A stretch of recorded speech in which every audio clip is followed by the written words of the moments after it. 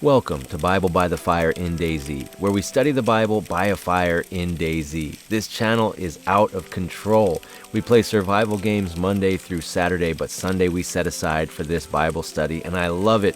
You guys in the comments, new people are like, based. I hardly know what that means. Or like, what is this I'm watching? DAYZ and Bible? I'm telling you, it's a cool little niche, and we're able to encourage people and bless people and share the good news with people through a game. I'm all for it. This Wednesday, we're going to try something new. We're going to add to our Carry the Fire series with another in-depth Bible study. This one's more of a devotional. It's a story and some scriptures and a thought. The next one is going to be more in-depth Bible study, and we're going to experiment with it on Wednesday. So look for that on Wednesday. Support that video on Wednesday. Give it a thumbs up and a comment or two. And if it does really well, we'll keep on continuing with those on Wednesday. So we'll double down on our Bible content. I'm really excited about that. So for this episode, I do want to start it with a story, as we usually do. So tomorrow is senior night. My daughter, my oldest, is a senior in high school. And I've gotten the good fortune and privilege and blessing of watching her play ball all through her school years. And she will play her last home game.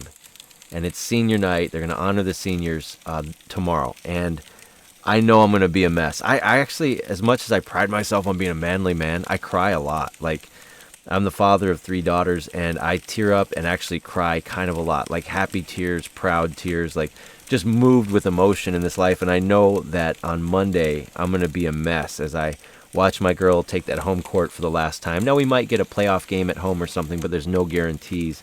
And then Wednesday's her last game, that unless we get some playoff games, which we probably will.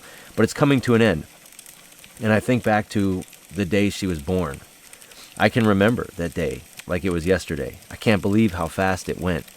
When we were pregnant with her, and my wife was, how do I put this delicately, as big as a house. And she was well advanced in her pregnancy, we'll say. And I would talk to my daughter, and they'd say, talk to her so she hears your voice through the belly and the whatever, fluids and whatever, bro. I'm not a doctor. And I'd kind of put my mouth by her belly and say, hello in there. Hello, this is your father. Hello in there. And I didn't really know what else to say. Say, I love you. It's your father. It's about all I got to say. But I would do that on a pretty regular basis. Hello in there. I love you. And then the day came when she was born.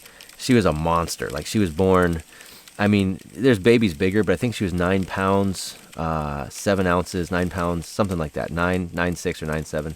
I can't remember. But a big baby, full head of hair, and just sturdy. Like, okay, good, healthy baby. And I looked her in her eye, and she looked at me, and it was just, oh man, that moment. And then a while later, they had to kind of do she didn't cry right away, so they wanted to kind of just run her through some tests and kind of check some things, make sure she's all good. And so they put her on a cart, and they were wheeling her out into the hallway, and I was following, and it was a busy, super crowded hallway. Doctors are going, nurses are walking around, fax machines are going off, papers are flying around, like, I'm exaggerating a little bit, but there was a lot of stuff going on. And she was kind of looking around left and right, and I was walking behind the nurses who were pushing the cart, and her head was closest to me. Her feet were on the far side of the cart. And as we were walking, I was just enthralled by her, and I'm kind of on my tippy toes following, trying to just keep my eyes on her because I'm taking her all in.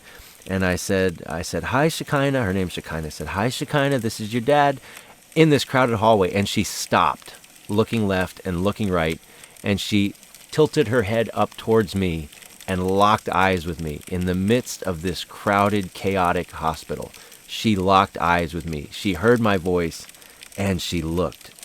Through that time where she was in the womb, she was learning my voice. And I think a lot of our lives, it's a good parallel to our life and our existence here. It's kind of like life in the womb, like learning to hear the voice of God, learning who God is. And then one day we're born into eternity. But as I look back, kind of 2 points I want to make. One is kind of on hearing and learning to hear the voice of God and listening to the voice of God through His Word, through times of prayer, learning how to hear Him through the chaos of this world and this life, because there is a lot of chaos. Like fax machines are going off and papers are flying and beepers and pagers. It's like, what decade are you living in, guy? You know what I'm saying, though? Like, everything's busy. Everything's fast, and there's so much noise and chaos and distractions. But when I said, hi, Shekinah, it's your dad, She stopped and locked eyes. And we need to have that ability with God to hear his voice cutting through all the noise. But also, I look back and say, wow, 18 years flew by.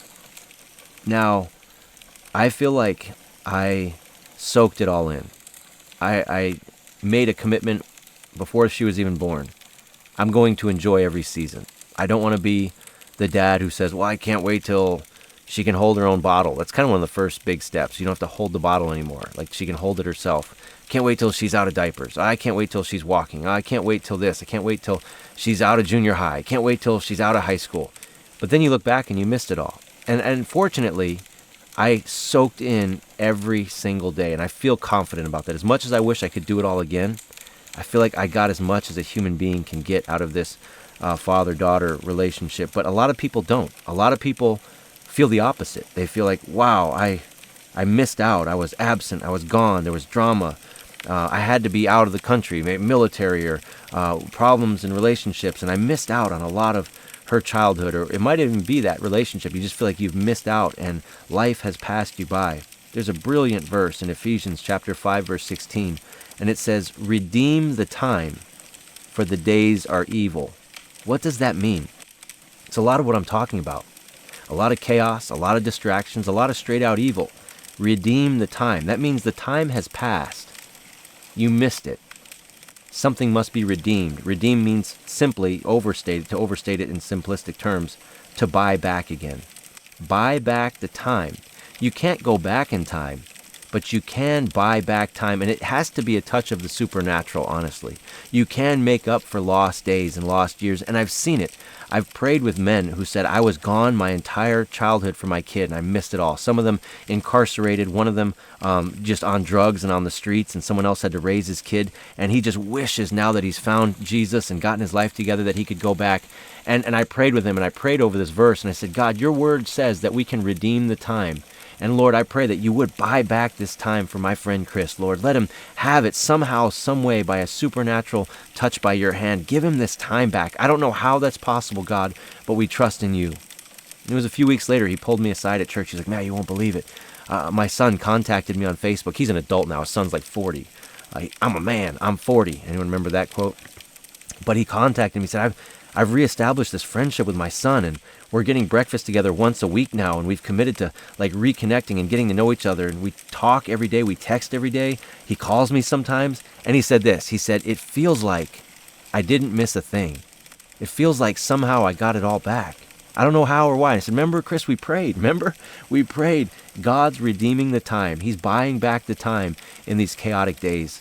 And if you feel like you missed out, let that be your prayer. Say, God, use me now. God, reconnect me now. Lord, let me learn these important things and reconnect with people that I missed out on, missed years, missed decades, my kids, family, wife, parents, whatever it is. Maybe it's not even a person. Maybe it's a thing that we should have had our focus on. Lord, redeem the time. Buy back the time by your supernatural hand. And Lord, I'll do all I can in the natural. I'll do all I can with my common sense and with my abilities to reconnect and get this time back. But Lord, I need you to move.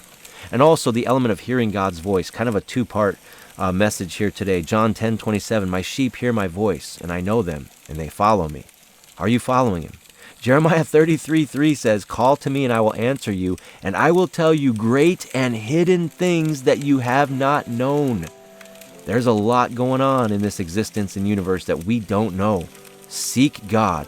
Even on concepts like getting the time back, it's impossible. The time is gone. Most people don't believe we have a time machine.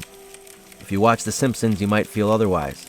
But God has a way of redeeming that time. Isaiah 55:3, incline your ear, come to me and hear, and your soul may live. You can find eternal life in your soul. Learn to hear the voice of God cutting through the noise. Set that time aside to hear his voice each and every day. And if you feel like you've missed out on things as the years have rolled by, say, God, help me redeem the time. Buy back that time. And hopefully some of us, or at least in some areas of your life, you feel like, I got my money's worth. I was there. I was present. I was focused. I was holding on. And Lord, I appreciate that. But God, let the rest of my life continue to be this rich in spiritual things and in family blessings. Well, that's it for this episode of Bible by the Fire. Make sure you're ready Wednesday for that new episode. And if you would, post this on your social media. Send it out. It will be a blessing to others, and it's a blessing to this channel. This summer, I'm looking to turn a corner and do some really cool things with the channel. So until next time, Keep carrying the fire.